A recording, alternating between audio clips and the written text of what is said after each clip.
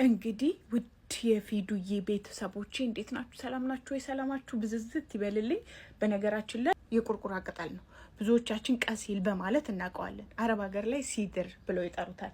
ፊታችሁ ላይ ጥቋቁር ነጠብጣብ ካለባችሁ፣ ማዲያት ካለባችሁ፣ ፊታችሁ 2 አይነት 3 አይነት ከሆነ በጣም አሁን ለምሳሌ በጣም ኦይሊ ከሆነ በተለይ በጣም ኦይሊ ከሆነባችሁ በሳምንት 5 እንደዚህ ብትጠቀሙት በጣም አሪፍ ነው። ደረቅ ፊት ደግሞ በሳምንት 3 4 ብትጠቀሙ ፊታችሁ ላይ ያለውን ጥቋቁር ነጠብጣብ ፒግመንቴሽን፣ እነዚህ ዳርክ ስፖቶችን ያ ማለት ጥቋቁር ነጠብጣቦችን፣ ማዲያትን ስፔሻሊ በፀሐይ የተጎዳ 2 አይነት 3 አይነት ፊት ያላችሁ ፊታችሁ ላይ ምንም አይነት ይሄ በቃ ቆንጆ ፊት ጽድት ያለ ፊት ጥርት ያለ ፊት አይደለም ብላችሁ ካሰባችሁና ብዙ ነገር ከሞከራችሁ በቀላሉ በቤታችሁ የምታገኙት የቁርቁራ ብዝችዋለሁ እናንተ በደንብ እንድታዩ ስለፈላችሁ በደንብ ቪዲዮዎችን በደንብ እንሰራለን። ሶ ሁላችሁም የመጀመሪያ ስራችሁ እዚህ ጋር ቤተሰብ መሆን፣ ላይክ ማድረግ፣ ሼር እና ፋቮራይት ማድረጋችሁ እንዳትረሱ።